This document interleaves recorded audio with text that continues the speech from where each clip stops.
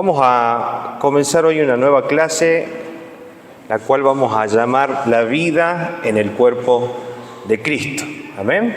El fin de esta clase es poder entender cuál es la visión de iglesia y el propósito que Dios tiene con la iglesia y con nosotros como parte de esa iglesia. Amén. En teología, lo que vamos a ver, vamos a tratar de resumirlo, es mucho más largo, pero vamos a ver algo que se llama eclesiología. ¿Amén? Eclesiología es la doctrina de la iglesia. ¿Qué nos enseña Dios sobre la iglesia? ¿Qué nos enseña su palabra sobre la iglesia? Eso es lo que vamos a empezar a tratar hoy y entender qué es el cuerpo de Cristo. ¿Amén? Así que bueno, vamos con la primera diapositiva, por favor. ¿Qué es el cuerpo de Cristo? Vamos a definirlo como la unidad o un grupo de personas que ha sido redimidos por Cristo y mire, preste atención a esto, regenerados por el Espíritu Santo, nacidos de nuevo. Amén. Eso quiere decir que a la iglesia puede venir mucha gente, muchas personas, pero no todas han sido regeneradas por el Espíritu Santo. Amén. Entendemos cuál es la evidencia de que alguien ha nacido de nuevo. ¿Cuál es la evidencia de que alguien realmente es un verdadero creyente y un hombre o una mujer que ha recibido ese nuevo nacimiento? Los frutos. Amén. En los frutos se puede ver. Por eso el Señor en el libro de Mateo dice, por sus frutos los conoceréis. Si realmente hemos tenido ese encuentro y esa vida nueva con el Espíritu de Dios y hemos podido ser transformados en nuestra esencia en lo que respecta a nuestra naturaleza espiritual y hoy somos nuevas criaturas en Cristo Jesús, lo primero que se va a reflejar en el nuevo nacido es el carácter de Cristo. Va a haber en él arrepentimiento. Va a haber en él la búsqueda de la santidad. Va a haber en él fruto del Espíritu Santo. Amén. Por eso vale acá el remarcar que lo que es ser parte del cuerpo de Cristo es el conjunto de estos cristianos regenerados por el poder del Espíritu Santo. No todos los que vienen a una iglesia son parte del cuerpo de Cristo. Podemos ser parte de una congregación local, pero no ser parte del verdadero cuerpo de Cristo. Amén. Solo aquellos que tienen el Espíritu de Dios y de alguna manera manifiestan esta nueva vida en Cristo Jesús, en la evidencia de lo que hacen, de lo que piensan y cómo cada vez que erran vuelven en arrepentimiento al Señor para seguir siendo santificados, son esos los verdaderos hijos e hijas de Dios que forman parte del cuerpo de Cristo. Amén. ¿Va entendiendo la idea? Amén. Porque a veces pensamos que por el hecho de pertenecer a una iglesia local, el hecho de venir o formar parte de una congregación, ya somos hijos, o ya somos salvos, o ya hemos recibido el nuevo nacimiento. Pero vemos aquí que no es lo mismo ser parte de la iglesia que ser parte del cuerpo. Amén. Y como miembros de la familia de la fe han recibido un don para ser ejercitado en la comunidad donde Dios los ha llevado. Amén. O sea que no solo hemos recibido la nueva vida en Cristo Jesús, sino también el Señor a través de su Espíritu Santo ha puesto en nosotros dones espirituales para que podamos desarrollar, servir y edificar el cuerpo de Cristo. Amén. Que es lo que dice en el libro de Efesios y ya vamos a analizarlo más adelante. La familia de Dios trasciende nacionalidad, denominación y costumbre. Amén. Eso quiere decir que podemos encontrar verdaderos creyentes y nacidos de nuevo en todo el mundo. No solo en este lugar, sino en todo el mundo. Vemos que el Señor ha hecho su obra porque parte del propósito de Dios es poder llenar la tierra de su gloria. ¿Y cómo va a llenar la tierra de su gloria Dios? A través de su iglesia. Amén. Vamos a ver parte de ese propósito de la iglesia. Tiene que ver con el corazón y una relación personal con Cristo. Sí, más allá de la nacionalidad, más allá del lugar donde podamos estar, lo que nos va a representar es el corazón que está rendido al Señor con una viva relación con Jesucristo. Amén. Y nos hace parte de la familia o el cuerpo de Cristo. Vamos a avanzar una diapositiva más, donde vamos a ver dos definiciones de lo que es la iglesia. Amén. Iglesia local y iglesia universal. Cuando hablamos de la iglesia local, hablamos de la congregación a la cual pertenecemos individualmente. Amén. El lugar donde estamos siendo formados, donde estamos siendo discipulados, donde Dios va tratando, recibimos palabras, somos alimentados, servimos, nos involucramos y tenemos parte dentro de esa iglesia. Y cuando hablamos de iglesia universal, ¿sí?, valga resaltar este término universal, estamos hablando a nivel global, amén, de una forma integral, es el conjunto de los creyentes verdaderos, lo puse ahí entre comillas, alrededor del mundo. Amén. Es el conjunto de hombres y mujeres que han creído, han sido redimidos, transformados, tienen una nueva naturaleza, hay evidencia en su vida de una nueva naturaleza y están alrededor del mundo. Amén. Esa es la iglesia universal, o también, como también se le dice, la iglesia católica. La iglesia católica, la palabra católica significa universal. Entonces nosotros somos cristianos, amén, somos también católicos, pero no somos romanos. Somos salteños, tucumanos y sobre todo tenemos una patria celestial. Amén, que es el reino de los cielos. ¿Se va entendiendo? Amén. Iglesia entonces local, iglesia universal. Romanos capítulo 12, versículo 5 va a definir qué o cómo podemos identificar esta iglesia. El cuerpo de Cristo también, nosotros somos las diversas partes de un solo cuerpo y nos pertenecemos unos a otros. Amén. Está hablando de esa diversidad de partes que tiene el cuerpo de Cristo diseminada en toda la tierra. Hombres y mujeres que han sido redimidos y todos formamos parte de un solo cuerpo que es Cristo Jesús en la tierra. Amén. Qué maravilloso entender que somos parte de un cuerpo, ¿verdad? Sabe que cuando entendemos como cuerpo la figura y en nuestra mente tratamos de poner una imagen, imaginamos el cuerpo humano, amén, donde hay manos, donde hay pies, donde hay boca, y literalmente nosotros somos las manos de Dios en la tierra. Somos los pies de Dios que van a llevar el mensaje en la tierra. Somos la boca de Dios hablando a través de lo que dice su palabra para la tierra. Mire qué función tenemos como hijos de Dios y qué función tenemos como cuerpo de Cristo en esta tierra. Vamos a ver el fundamento de la iglesia en el libro de Mateo capítulo 16, siguiente diapositiva, donde vamos a analizar una situación y una charla que se da entre Jesús y sus discípulos, en la cual Él manifiesta este ministerio, de alguna manera revela su naturaleza divina y dice que Él es el Hijo de Dios, amén, aclarando, afirmando y preguntando también a ellos cómo lo reconocen o cómo lo ven, amén. Pero a su vez también vale la curiosidad y la particularidad que lo hace no en Jerusalén, este discurso no se da en Jerusalén, sino en Cesarea de Filipo, un lugar alejado de Jerusalén. ¿Sí? Hablando de alguna manera que la iglesia no solo es la gente que está y habita Jerusalén, sino que la iglesia va a trascender en un carácter universal. Amén. Donde sabemos que el Señor ha redimido tanto judíos como a gentiles, y dentro de esos gentiles somos nosotros los que no hemos nacido en el cuerpo o en el árbol que es Israel, pero sí hemos creído en Cristo Jesús y hemos sido injertados como parte de ese cuerpo. Amén. Ahora vamos a leer y vamos a analizar este pasaje. Dice: cuando llegó Jesús a la región de Cesarea de Filipo, preguntó a sus discípulos diciendo: ¿quién dicen los hombres que es el Hijo del Hombre? Y ellos le dijeron: unos Juan el Bautista, y otros Elías, pero otros Jeremías o uno de los profetas. Versículo 15. Y les dijo: ¿y vosotros, quién decís que soy yo? Versículo 16. Respondiendo Simón Pedro le dijo: tú eres el Cristo. Amén.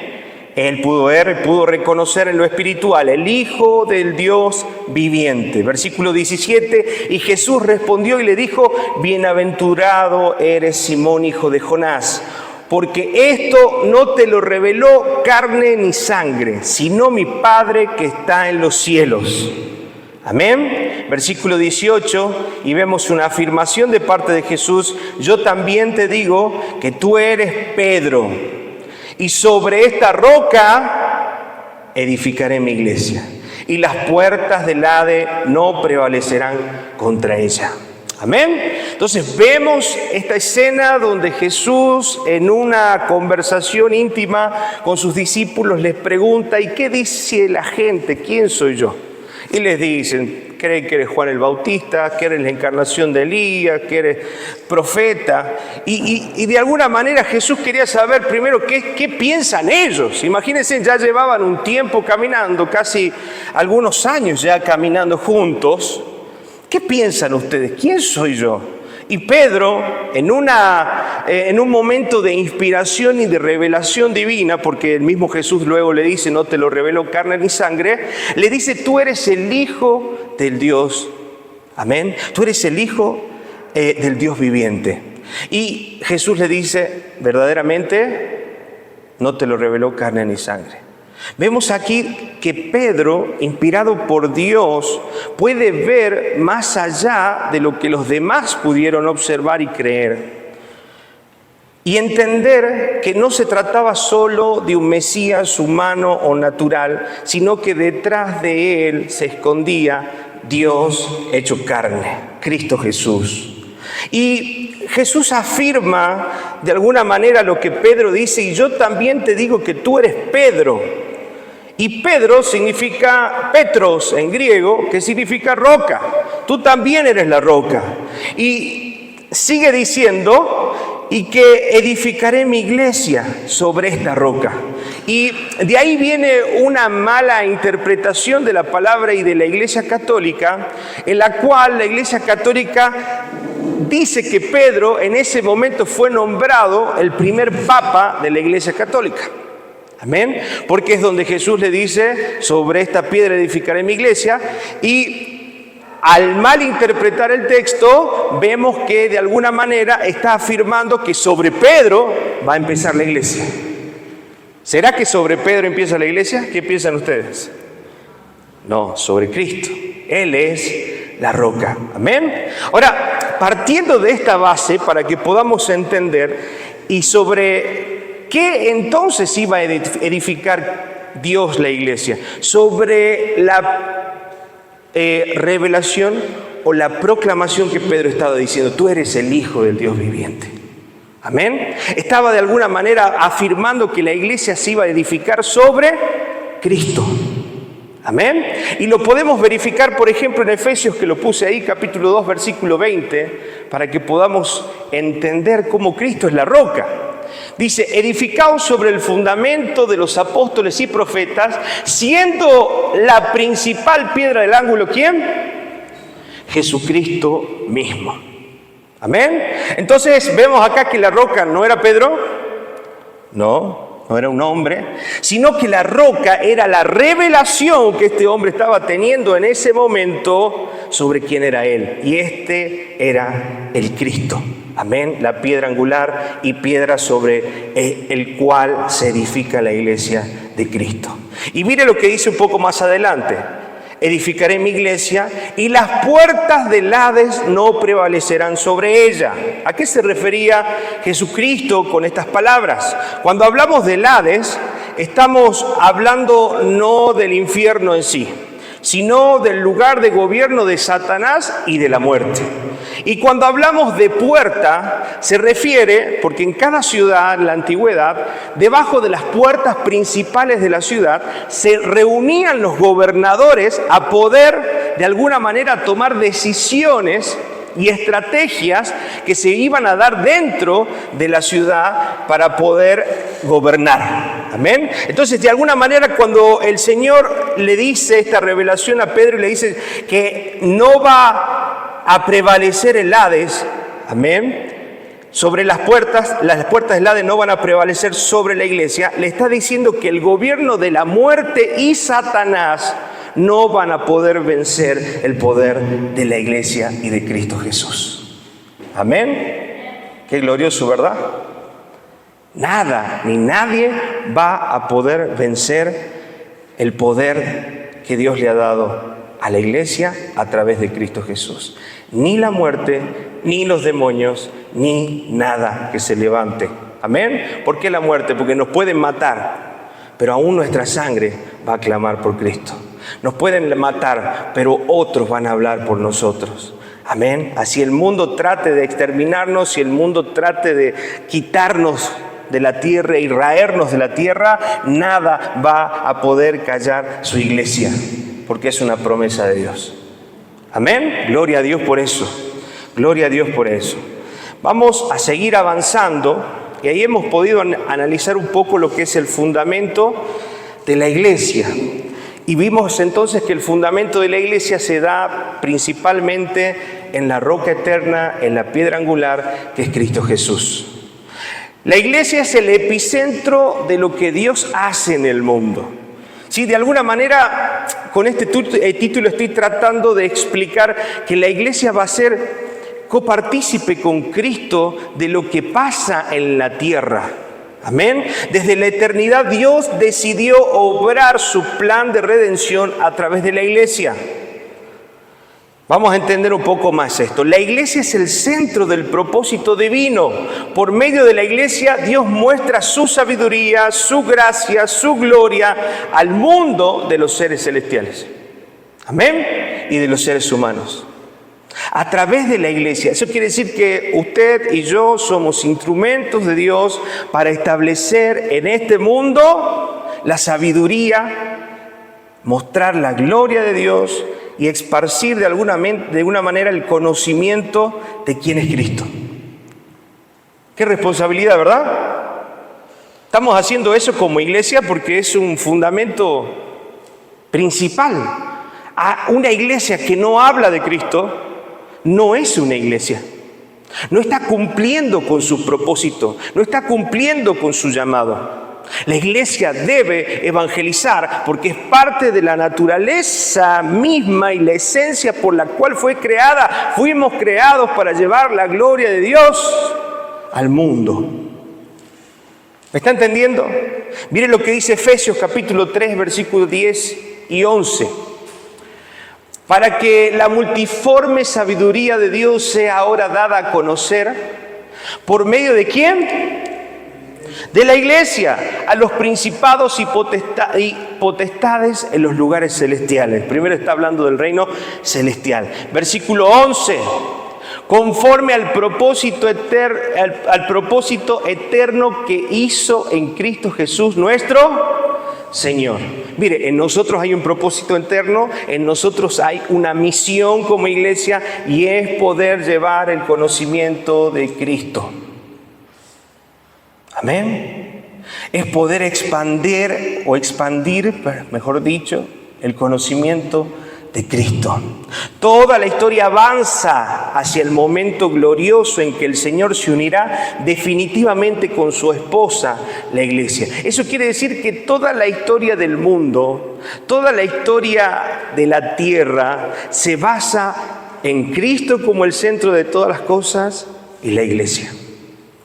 Qué tremendo, ¿no? Hoy, mientras estos días repasaba, trataba de entender con mayor profundidad lo que Dios quiere hablarnos. Entender que todo lo que pasa y todo lo que fue pensado y planificado por Dios está en todo Cristo y la iglesia como protagonistas. Y nosotros somos parte esencial de ese protagonismo que tenemos con Cristo Jesús. ¿No se siente privilegiado de ser parte de la historia del planeta? De ser parte de la historia y del propósito que Dios ya puso a través de Cristo. Amén. Estamos en este tiempo, año 2025, en este momento, mes de noviembre, estamos siendo parte del propósito de Dios en esta ciudad.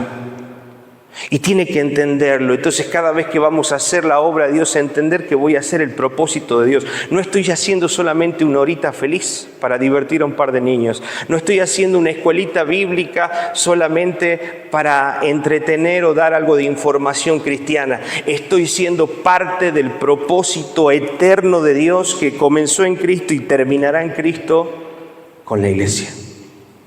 ¡Wow! ¡Wow! Qué tremendo, ¿verdad? Gloria a Dios. Mire lo que dice Apocalipsis capítulo 19, versículo 7.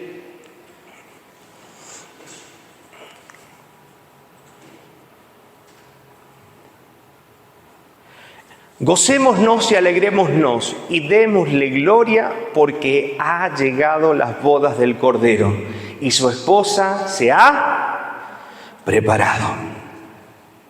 ¿De qué está hablando? De su segunda venida. Cristo vendrá por su iglesia. La historia de la humanidad comienza con Cristo y termina con Cristo. Y se desarrolla a través de su iglesia y de la obra que Él quiere hacer con su iglesia, que es llenar la tierra de su gloria. Lo vimos también en la promesa de Génesis 12. ¿Qué le dijo Jesús a Abraham? Dios a Abraham. Que Él iba a hacer ¿qué? Bendición. ¿Y qué iba a hacer? ¿Para qué? Para todas las familias de la tierra.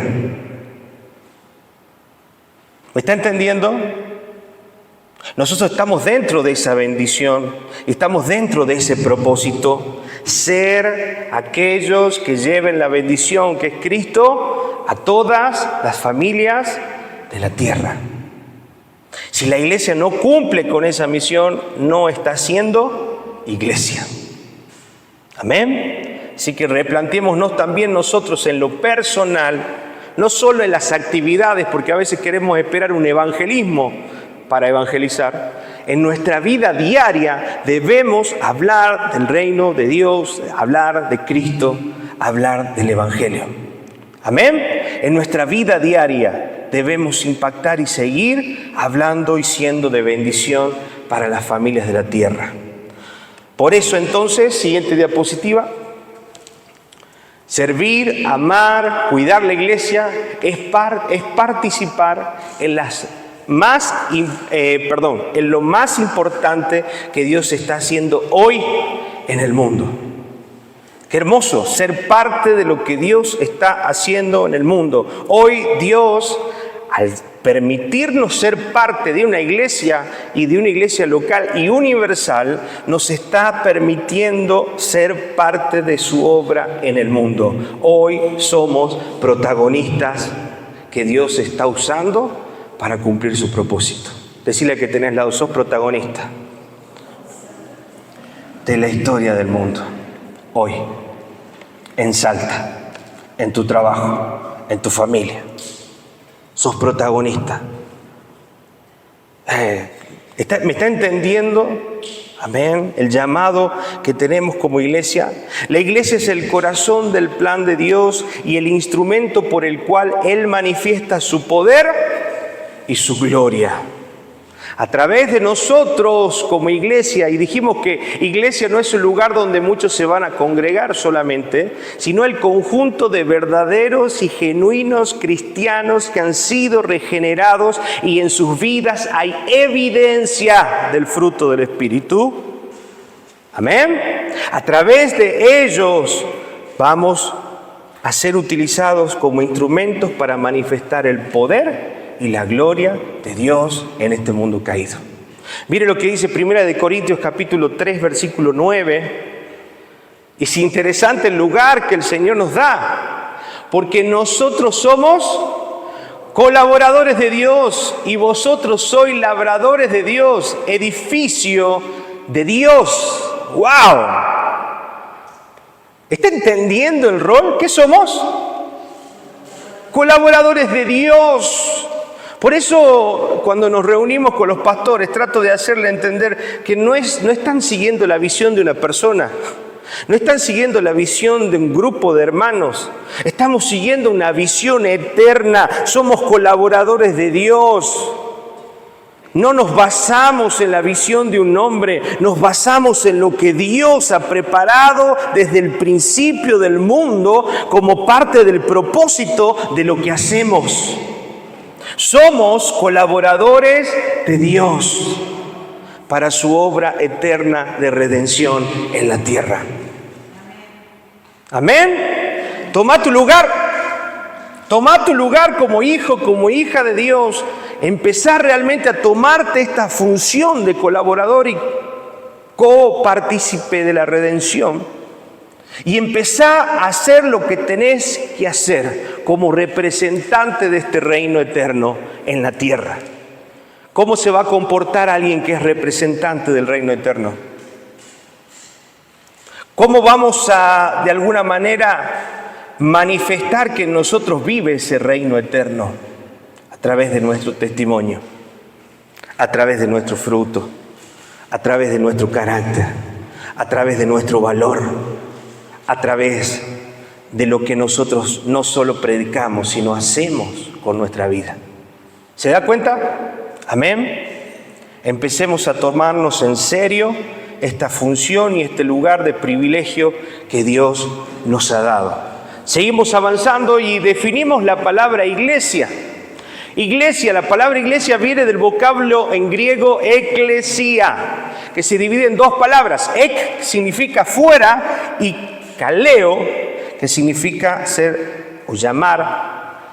Y entre las dos podemos decir que forman una frase llamados afuera. Amén. ¿A qué se refiere esto de ser llamados hacia afuera?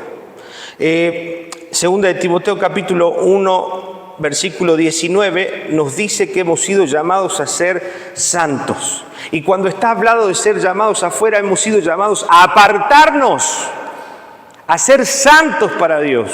Somos un cuerpo, amén, escogido por Dios, amado, redimido, perdonado, marcado para ser separado para un uso sagrado. Porque eso significa santidad. ¿Se acuerdan que lo hemos estudiado? Amén. Kadosh y Kodesh significa ser apartado para un uso sagrado.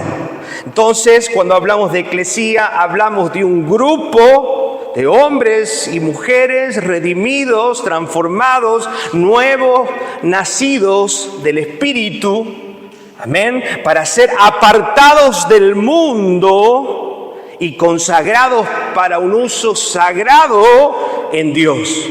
Por eso nuestra vida, ¿qué debe buscar? Santidad. Si hay algo que se debe destacar entre nosotros es la santidad, porque si no buscamos la santidad estamos yendo en contra de lo que es ser iglesia. Entonces no me puedo llamar cristiano si no busco la santidad. No me puedo llamar cristiano si no estoy buscando ser apartado, consagrado, exclusivo para ese Dios eterno que me escogió para ser su colaborador.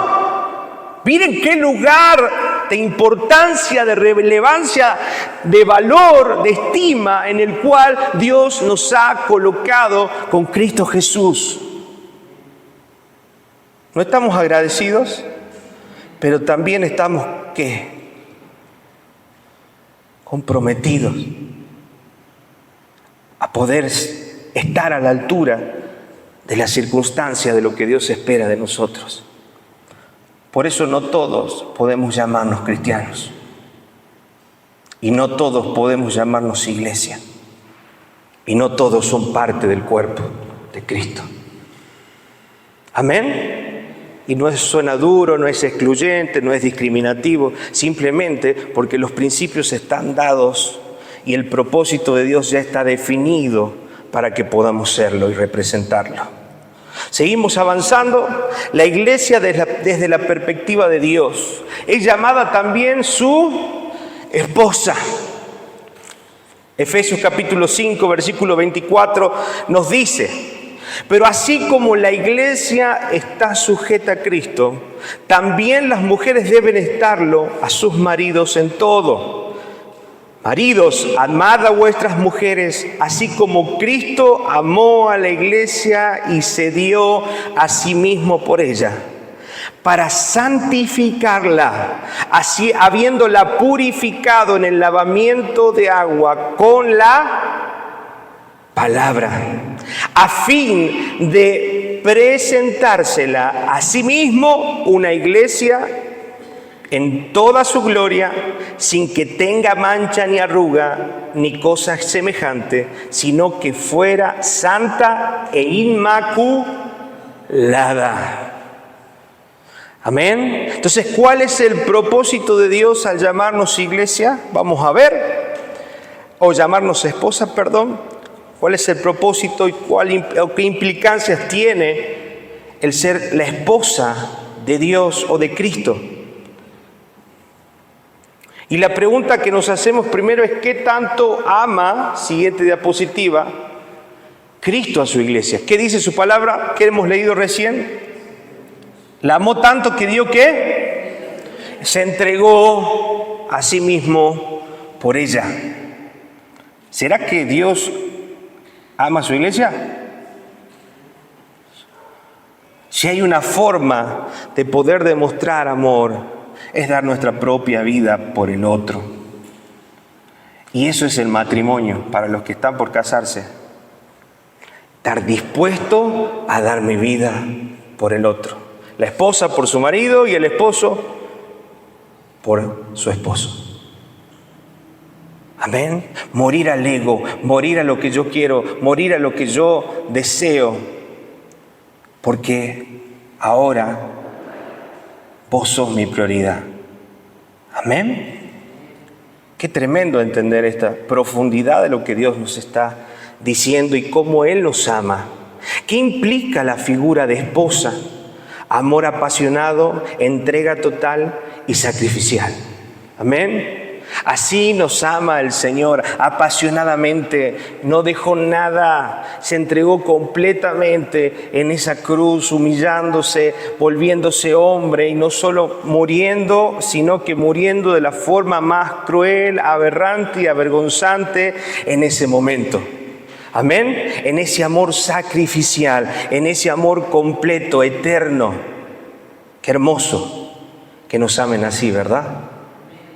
¿Cuánto tenemos que aprender a amar a nuestras esposas, a nuestros esposos, a nuestros hermanos?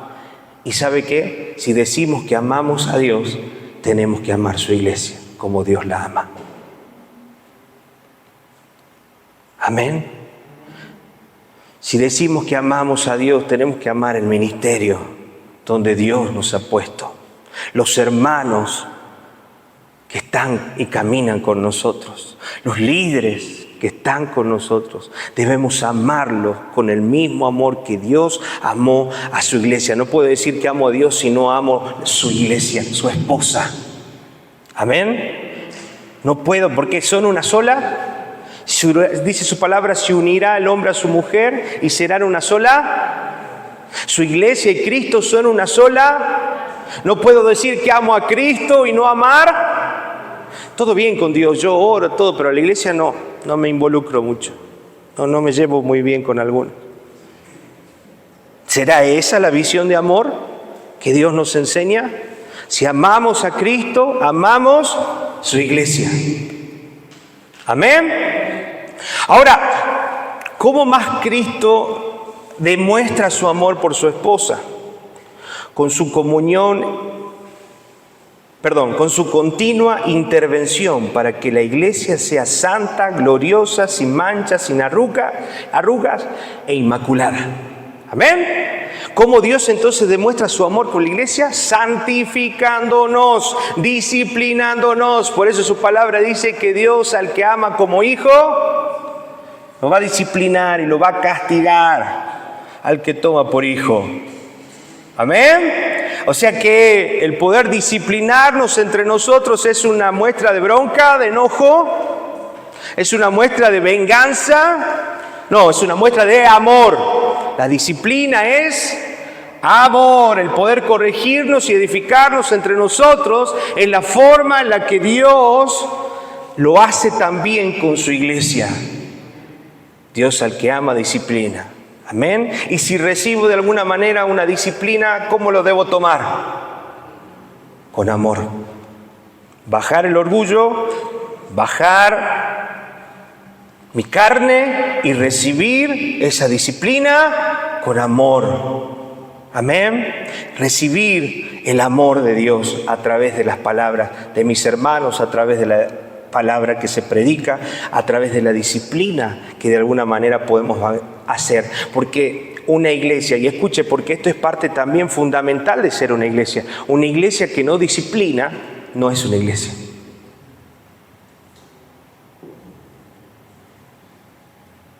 Un cuerpo que no disciplina no es un cuerpo. ¿Me está entendiendo? Porque es parte fundamental del ADN, del propósito de cómo Dios creó la iglesia. Y si nos falta algo de esto, si no hay amor, si no hay disciplina, si no hay amor por las almas, eso no es una iglesia. ¿Me está entendiendo? Amén. Dios nos está hablando. Amén. Vamos a ver también que el Señor llama a su iglesia su cuerpo. Efesios capítulo 5, versículos 29 y 30 dice: porque nadie aborreció jamás su propio cuerpo, sino que lo sustenta y lo cuida. ¿O qué hace usted? ¿Agarra así, deja de comer 45 días para matarse? No, ¿verdad? Todos los días se encarga de trabajar, de alcanzar ese alimento para poder sostener y sustentar y cuidar su cuerpo. Todos los días se baña, todos los días busca, todos los días se está preocupando de su cuerpo. Lo mismo dice su palabra. Amén. Nadie aborreció jamás su propio cuerpo, sino que lo sustenta y lo cuida, así como también Cristo a la iglesia. Amén. Versículo 30, porque somos miembros de su cuerpo. Y ahí lo nombra. Está nombrando a la iglesia como el cuerpo. Por esto el hombre dejará a su padre y a su madre y se unirá a su mujer y los dos serán una sola carne. Grande es este misterio, pero hablo con referencia a Cristo y a la iglesia. Amén. ¿Qué podemos ver acá entonces? ¿Qué hace también parte de la iglesia? El poder cuidarnos y sostenernos entre hermanos.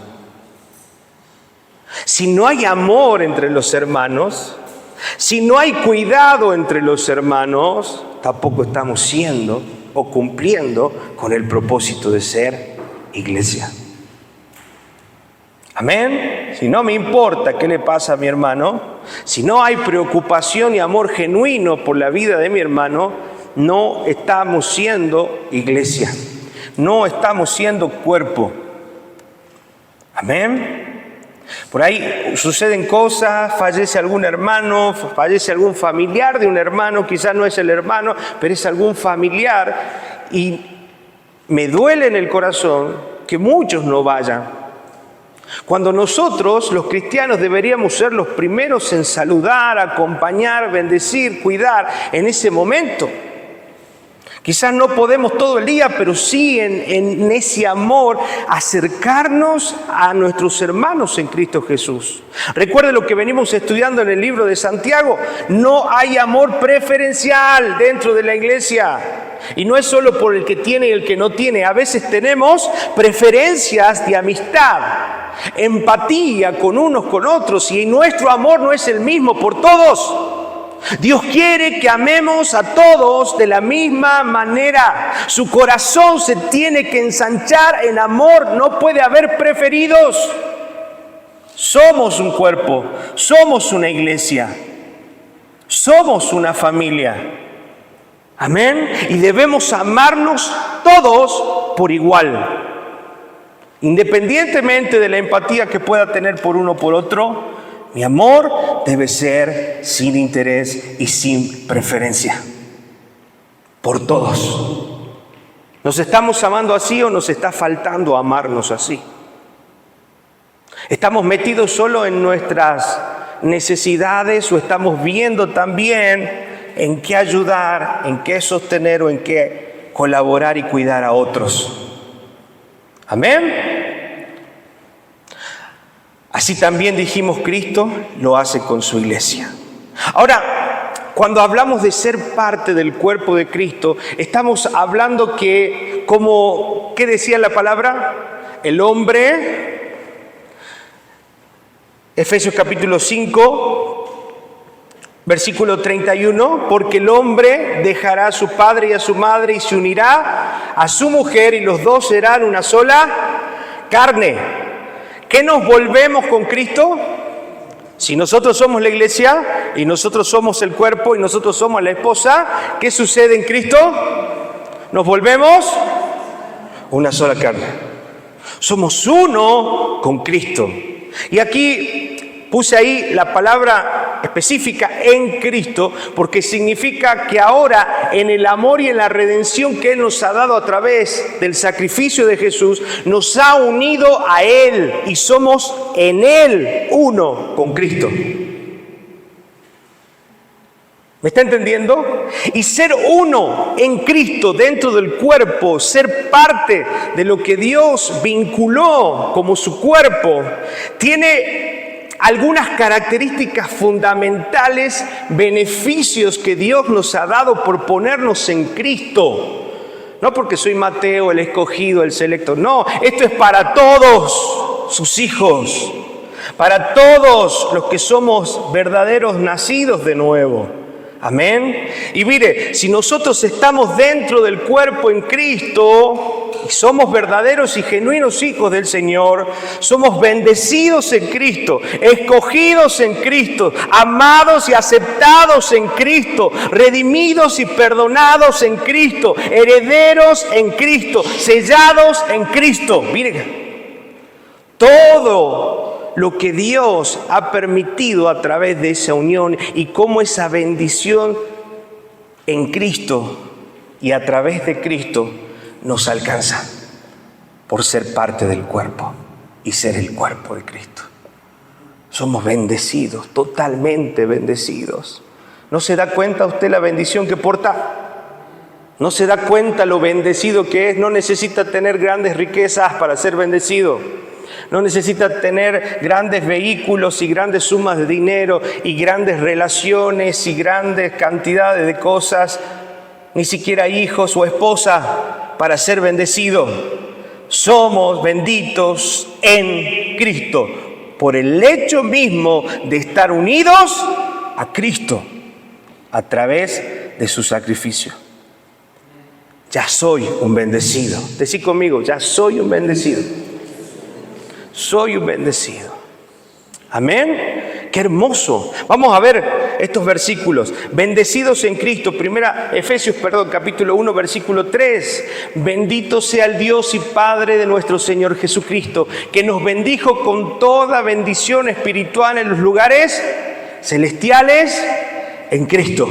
Amén. Somos benditos con toda bendición espiritual. ¿Qué hay dentro de esa bendición espiritual? Redención, santificación, glorificación. ¿Qué más? Perdón de pecados, gozo, paz. Somos benditos con toda bendición espiritual. Gracias, Señor. ¿Solamente por estar dónde? En Cristo. Segundo, escogidos. Efesios capítulo 1, versículo 4. Según nos escogió Él, ¿quién nos escogió?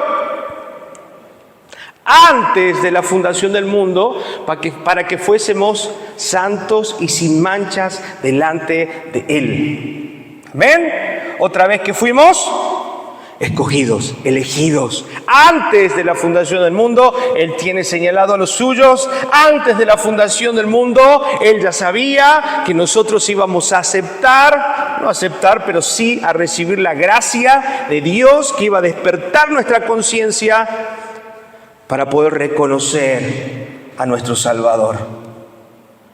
Amén. Porque no es que nosotros aceptamos a Cristo, Él nos aceptó a nosotros. ¿Me está entendiendo? Porque Él ya sabía quién iba a ser suyo. Gracias, Señor. Ahí no hay ningún mérito. No, es que yo acepté porque yo quise, yo me acerqué a Dios. Mentira. No está en nosotros la capacidad de hacerlo. Porque todos pecamos, estamos destituidos de la gloria de Dios. Nadie tiene en sí mismo, en su fuerza y ni en su voluntad, la capacidad de acercarse a Dios por voluntad propia. Dios ha puesto el don de la fe. Efesios capítulo 2, versículos 8 y 9. Dios ha puesto el don para creer. Es un regalo. Por eso no podemos jactarnos de nada, ni de lo espiritual, ni de lo material, porque aún lo material ha sido provisto por Dios para que seamos administradores, mayordomos de lo que Él nos da. Amén.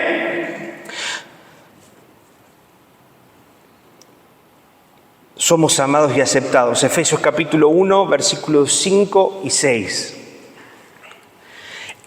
En amor, habiéndonos predestinado para ser adoptados hijos suyos, por medio de Jesucristo, según el puro afecto de su voluntad. Gracias, Señor. Me llena el corazón entender esto.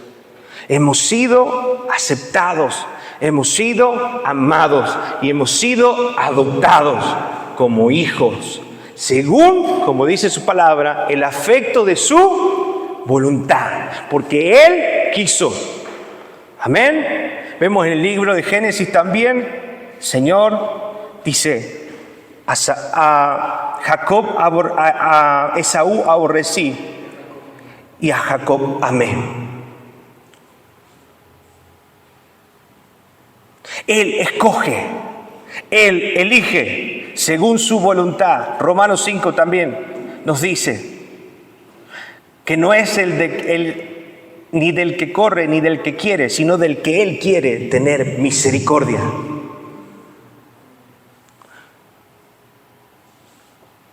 Amén. Es del que Él quiere tener misericordia. No se trata de nosotros, no se trata de mi voluntad, de mi deseo. Es Dios el que pone en ti el deseo todos los días de buscarle. Es Dios el que pone en tu vida la inquietud de arrepentirte. Es Dios el que pone aún el deseo de estar aquí. Amén. Gracias, Señor. ¿Cuánto le dan gracias al Señor? Gracias, Señor. Hemos sido redimidos y perdonados. Efesios capítulo 1, versículo... nos falta el 6. Mire, ¿para qué es todo esto que hemos sido amados, llamados por hijos, escogidos por el Señor, para alabanza de la gloria de su gracia, por la cual nos hizo aceptos en Él, amado? Todo esto es para que Él sea reconocido, para que su gracia sea exaltada, para que Él pueda llevarse la gloria y no nosotros. Amén. ¿Para quién es la gloria? Solo a Dios la gloria. Solo a Dios la gloria. Si puedo servirle, solo a Dios la gloria. Si puedo hacer algo para Él, solo a Dios la gloria. Si puedo predicarle a alguien, solo a Dios la gloria. Las cosas suceden porque yo oro y tengo mucha fe. Suceden porque Dios permite que sucedan. Solo a Dios no somos nada y no somos nadie. Todo es por Él, de Él, por Él y para Él. Amén. Ojo, no se robe la gloria de Dios. No quiera quedarse con algo. Las almas no son suyas, son del Señor. Las ovejas, los niños que usted les predica, los adolescentes que usted trata, las personas mayores que van a evangelizar, no son suyos, son del Señor. No se apropie de las almas. Todos hemos sido salvos por la misma gracia y nadie nos debe nada. Nosotros le debemos todo a nuestro Dios. Amén. Somos del Señor. Efesios capítulo 1, versículo 11, habla que somos herederos en Cristo.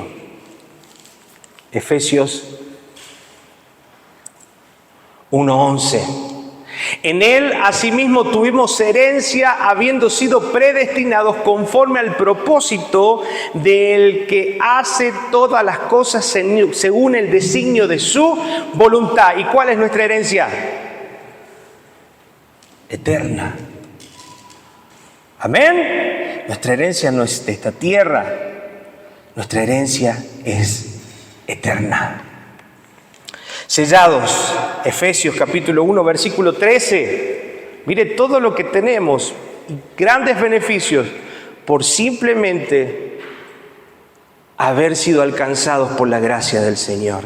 En Él también vosotros, habiendo oído la palabra de verdad, el evangelio de vuestra salvación, y habiendo creído en Él, fuisteis sellados con el Espíritu Santo de la promesa. Amén. Y un poco más adelante dice que ese Espíritu Santo puso en nosotros las arras del Espíritu. ¿Qué son las arras del Espíritu? Es un certificado que garantiza posesión sobre nosotros. ¿Y será que algo que es de Dios va a ser arrebatado de su mano? Jamás. Nada de lo que Él ha marcado y ha sellado será arrebatado de su mano. Nada de lo que Él ha escogido antes de la fundación del mundo se va a perder. Orá por tu familia, orá por tus hijos. Orá para que la gracia de Dios pueda manifestarse. No sabemos si son o no. Lo que sí sabemos es que tenemos que orar por ellos, hablar del Evangelio y ser un testimonio fiel de Cristo en sus vidas. Amén. Acá lo vamos a dejar.